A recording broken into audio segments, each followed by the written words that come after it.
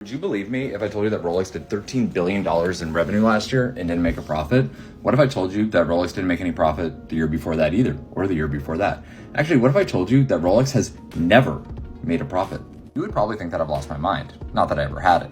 It's hard to believe, but the Rolex watch company, Rolex SA, is actually a non-profit. Rolex does not have investors, it does not have shareholders, but what it does have is a really good story.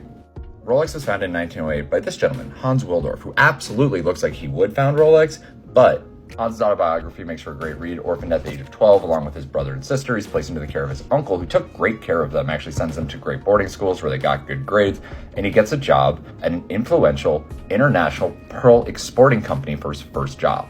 At the age of 19, he gets a job at a Swiss watchmaking company where he had to hand wind hundreds of watches every day.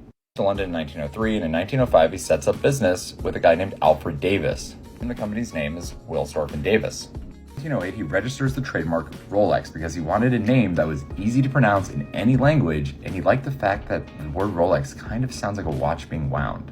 I know I'm throwing a lot at you right now because we know Rolex is a Swiss watch company, but now I'm telling you that it was actually founded by a German dude who was living in London at the time, but hear me out. After World War I in 1919, Hans moves the company from London to Geneva, Switzerland because of high taxes on luxury goods and the gold and silver that they were using in their watches, and they wanted to make cheap watches. Rolex watches were supposed to be affordable.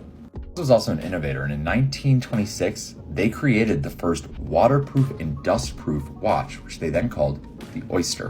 In 1931, they patented the first ever self-winding watch mechanism, which they called the perpetual motor. Ever heard of a Rolex Oyster Perpetual?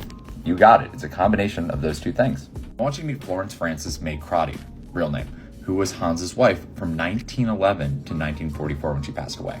He had no children, and after she passed, he created the Hans Willdorf Foundation. And when he passed in 1960, he left 100% of the Rolex company to the Hans Willdorf Foundation. Because Rolex is owned by a charitable foundation, they are taxed very differently.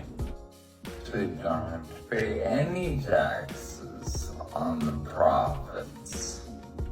The profits that the Rolex company makes, and they do make profit, goes directly to that charitable foundation to donate to charities and causes they see fit. It's believed that they donate about $500 million a year to charity, but we have no way of knowing this because we have no idea how much profit they actually have and what they do with it because it is a charitable foundation in Switzerland. I don't know whether to be mad or impressed because we literally don't know anything about the company except for the fact that the Hans Willdorf Foundation has the largest scholarship endowment in Europe. If you're still here, thanks for going on that journey with me, and let me know what you think about Rolex.